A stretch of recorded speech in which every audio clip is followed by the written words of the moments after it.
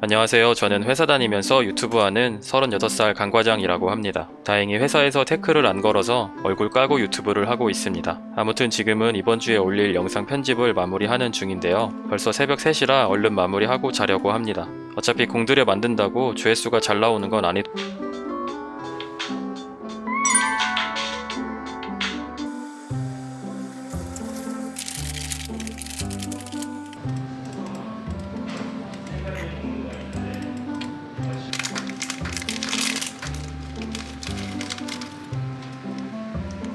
빵을 많이 먹어서 그런지 오후에 일하는데 갑자기 눈물이 날 것 같았습니다. 이유는 잘 모르겠지만 갑자기 길을 잃은 느낌이 나더라고요. 화장실 가는 길도 알고 집에 가는 길도 알지만 이상하게도 그런 기분이 들었습니다. 그리고 약간 무서운 느낌도 들었는데요. 현실에서의 나는 그냥 일을 하고 있고 빵을 먹고 있을 뿐 아무 일도 없는데 도대체 왜 이런 기분이 드는 걸까요?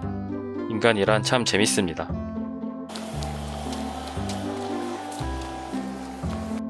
얼마 전에 개인 사업자를 내기로 해서 세무법인에 다녀왔는데 세무법인에서 이것저것 요청한 것들이 많아서 이것저것 했습니다.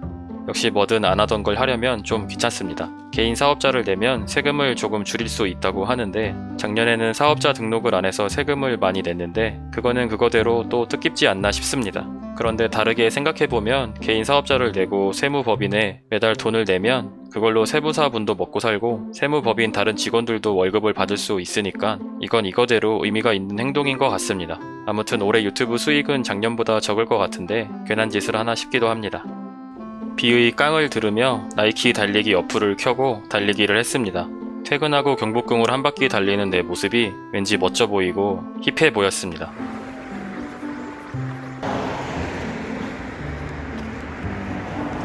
무릎 대고 팔굽혀펴기도 했습니다. 편집하다 보니 팔에 난 여드름이 신경 쓰이네요. 학창시절에 얼굴을 뒤덮었던 여드름이 팔로 이사를 갔습니다. 다시 얼굴로 돌아오지는 않아서 다행인데 병원을 가봐야 하나 싶습니다. 그렇게 10년째 고민만 하고 있습니다.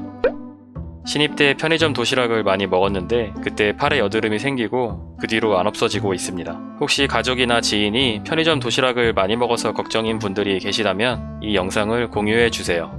그리고 구독하기, 좋아요, 알림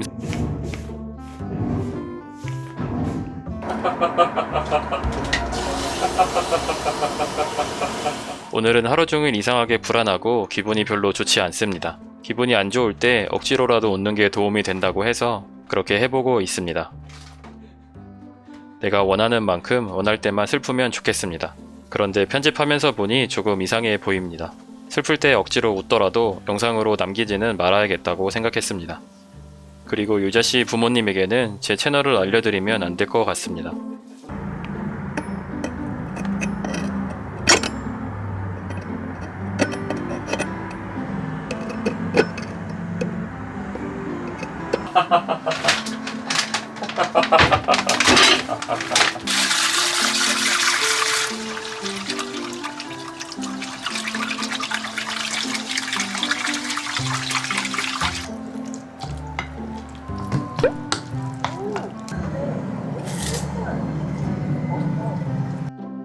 에어컨에서 아주 물이 줄줄 새서 주인집에 말을 해놨는데 금요일쯤에 고쳐준다고 합니다.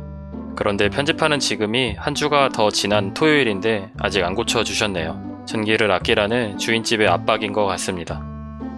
저는 포기하지 않고 계란가구로 보수공사를 하기로 했습니다. 완벽하게 균형을 맞췄습니다.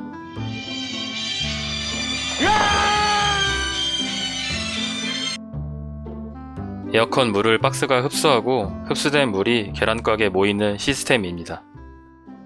저녁을 먹고 빨래를 널었습니다. 오늘 영상을 하나 업로드 했는데 조회수가 폭망했습니다.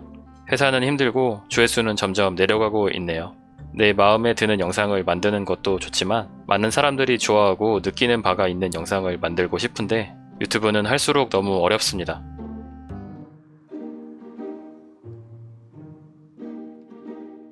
스트레스가 심할 때는 데프콘 노래를 즐겨 듣습니다. 예전 노래들이 가사에 욕이 많아서 좋습니다. 사실 오늘 답답한 거는 유튜브 조회수 때문이라기보다는 시간은 점점 흐르는데 실력은 크게 늘고 있지 않는다는 느낌 때문인 것 같습니다. 회사에서 하는 고민을 유튜브 하면서도 비슷하게 하고 있습니다.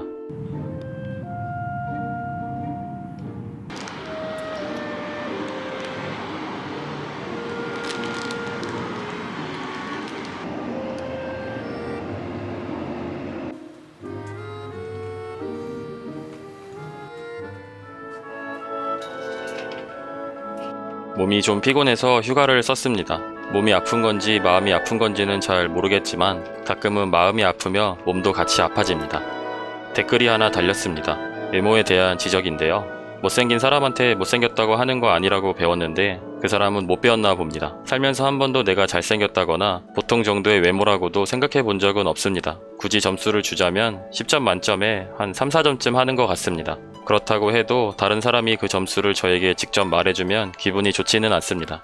상처가 난 곳을 누가 건드리는 느낌입니다. 매실 원액을 샀습니다. 탄산을 끊어보기 위함인데 도움이 될지는 모르겠습니다. 아무튼 맛이 좋았습니다. 여러가지로 복잡한 마음을 추스리고 편집을 시작했습니다. 차라리 뭐라도 하면 마음이 진정될 때가 있습니다. 별 생각 안 하고 집중하기에 편집만 한 게 없습니다. 휴대폰 케이스를 구입했습니다. 그 전에 쓰던 거는 덮개가 있고 카드가 들어가는 케이스였는데 흔히 말하는 아저씨 케이스입니다. 이전 케이스가 특별히 불편한 부분은 없었는데 가끔 핸드폰 삼각대에 끼우기가 너무 불편해서 다른 종류의 케이스를 사봤습니다. 훨씬 멋지고 예쁘기는 한데 떨어뜨렸을 때 액정 보호가 될지 걱정입니다. 그립톡이 있어야 할 것 같아서 샌드박스 스토어에 들어가 봤습니다. 하나의 소비는 다른 소비를 낳습니다. 고민을 좀 했지만 일단 사지 않기로 했습니다. 하루 종일 편집을 하다가 저녁쯤에 피자를 시켰습니다. 뭔가 고생했다는 느낌이 들면 식단 선택에 있어서 굉장히 관대해지곤 합니다. 그러므로 날씬한 몸매를 유지하고 싶다면 고생하지 않는 편이 좋습니다.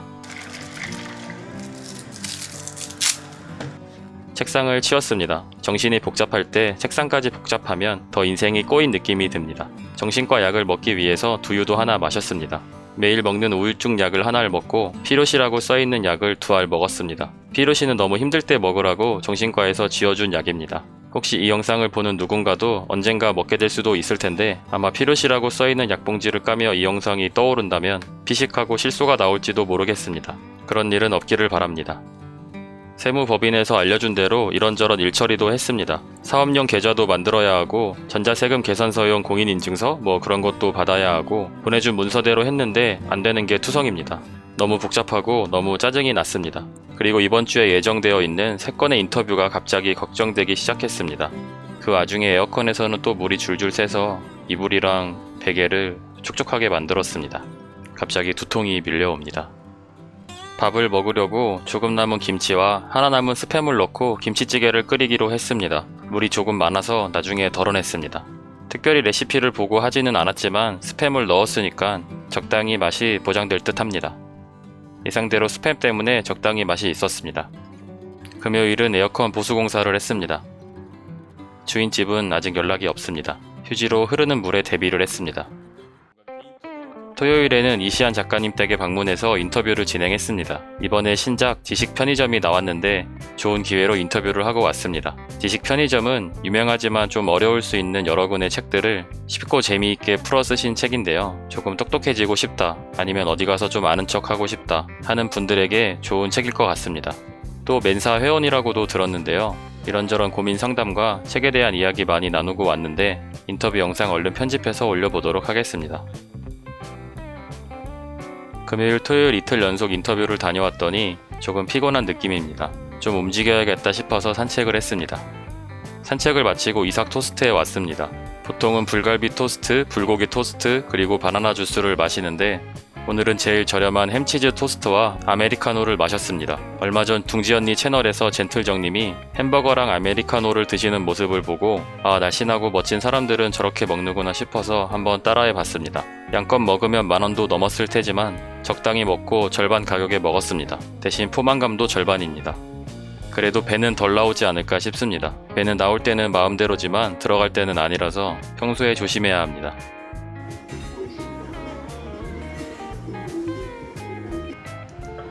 저는 고등학교 전교 꼴찌였어요. 이번 한 주도 정말 정신없이 지나갔습니다. 가끔은 정신이 없어서 정신과에 다니는 건가 싶기도 합니다.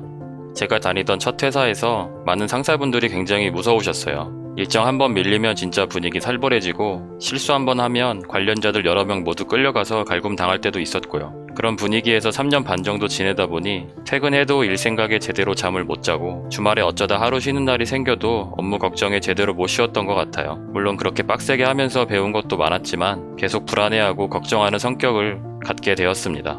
고치려고 해도 잘 안 되더라고요. 그렇게 몇 년이 더 흐르고 어쩌다 보니 정신과에 다니며 약을 먹고 있습니다. 혹시 저랑 비슷한 상황에 회사 다니는 분들이 계시다면 최대한 눈치껏 열심히 회사 생활 하시되 상사에게 너무 과도하게 쫄거나 굽신거리지 마세요. 지나고 나니 별로 남는 게 없더라고요.